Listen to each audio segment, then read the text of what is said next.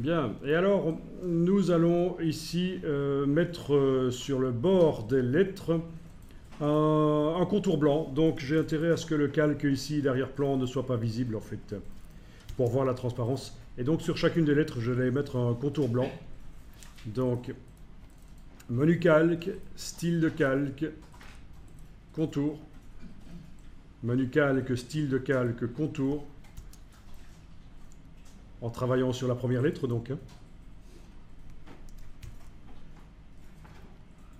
Je lui mets un contour blanc, c'est important, ça ne doit pas être un contour d'une autre couleur. Et je vais régler l'épaisseur. Et je vais dire qu'il doit être à l'extérieur de la police de caractère. Parce qu'il ne faudrait pas qu'il déborde sur la police. On ne peut pas modifier le dessin d'une police. Je veux dire, ce n'est pas... Techniquement c'est possible, mais ce n'est pas bien vu en fait.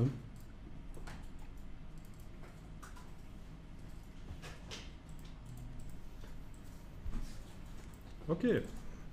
Eh bien, je vais mettre la même chose sur les autres lettres. Je vais utiliser la palette des styles pour transférer ça rapidement.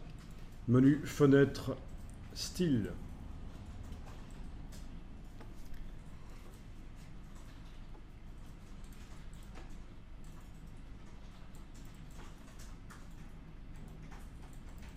Donc, au départ de ma lettre ici qui est sélectionnée, je crée un style, je clique sur le bloc de feuilles.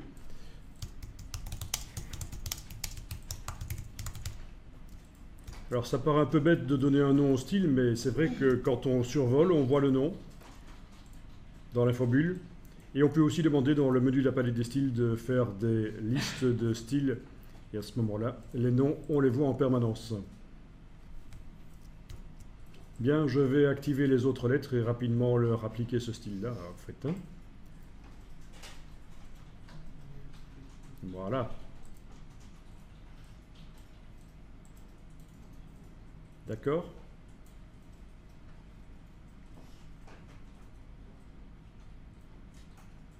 Ça a montré comment vous avez fait pour appliquer à tous, s'il vous plaît. Donc, j'ai cliqué sur chacun des calques et j'ai cliqué sur le style dans la palette des styles.